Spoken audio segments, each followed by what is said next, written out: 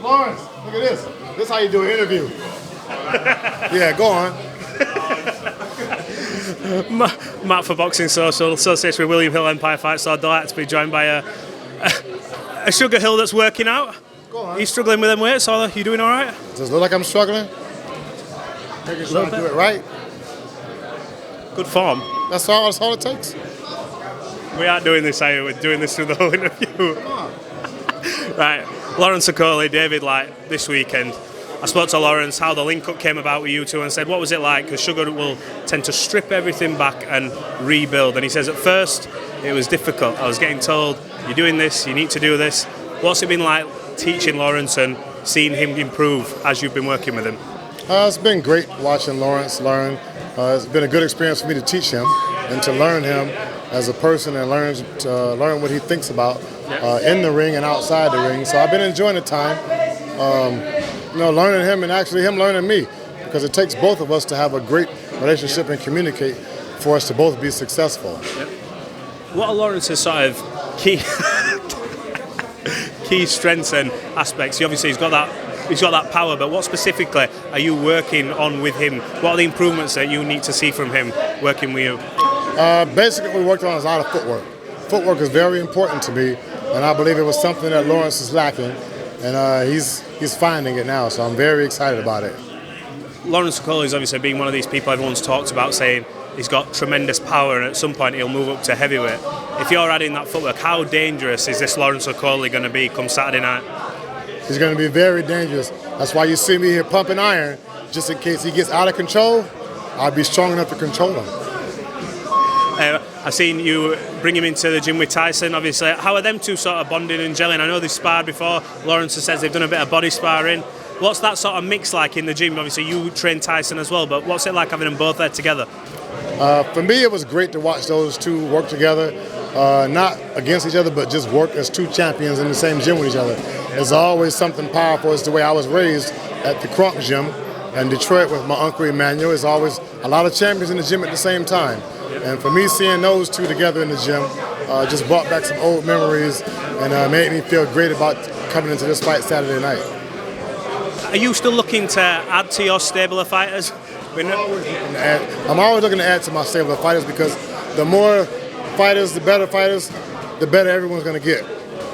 Are you a bit worried that if you do get too many fighters, it'd be hard to sort of spread your time? Obviously, you got Tyson, Ben Whittaker, Lawrence Okolie. If you add sort of too many, it could get a bit hard to spread your time. Come on. In Detroit, we have automotive manufacturers, big factories.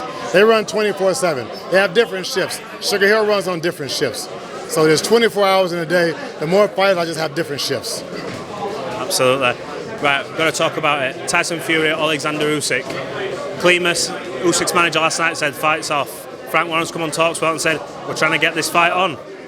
Oh, the weights are down, it's getting serious, is it? Yes, it's getting serious. Talk to me about this situation. As someone who wants to train Tyson obviously started camp, he said that the other day.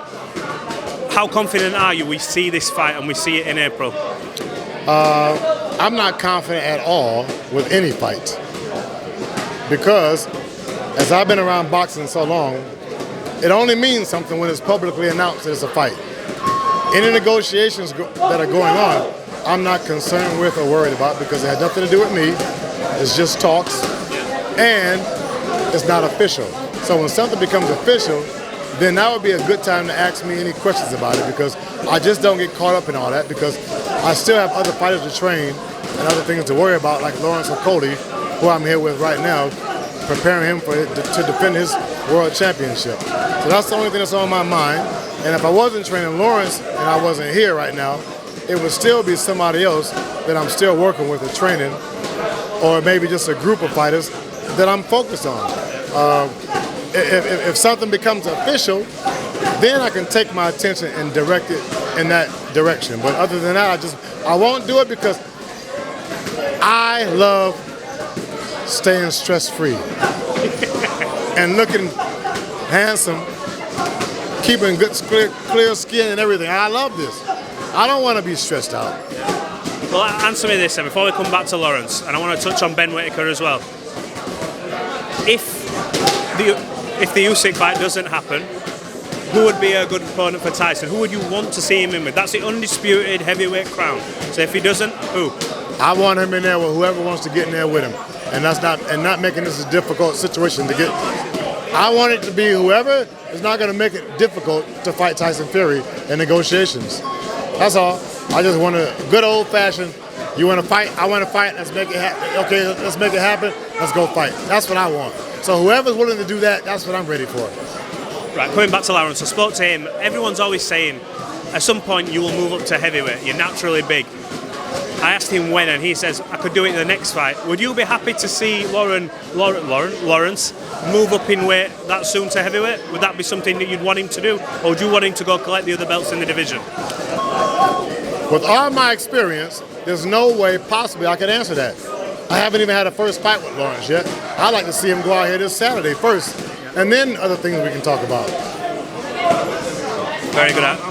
You are cold. Right, but let me come on to Ben Whittaker. Bit of an injury, but exciting talent. I know Ben's been saying he's going to be one of the big pay-per-view stars in years to come. How quickly will we see the return of Ben Whittaker, and how's he looking in the gym?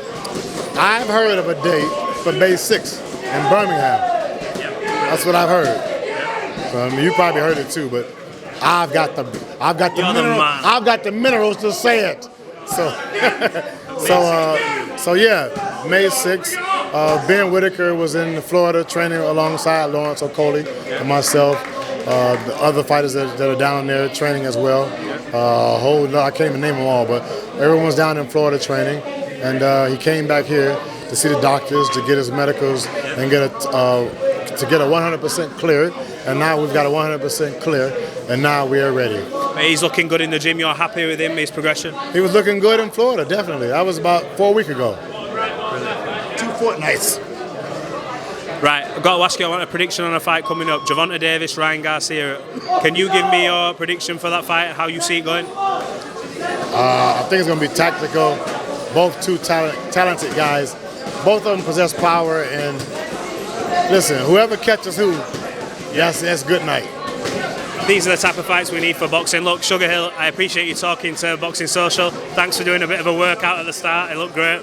And we'll catch up on Saturday after Lawrence's fight. All right, thank you.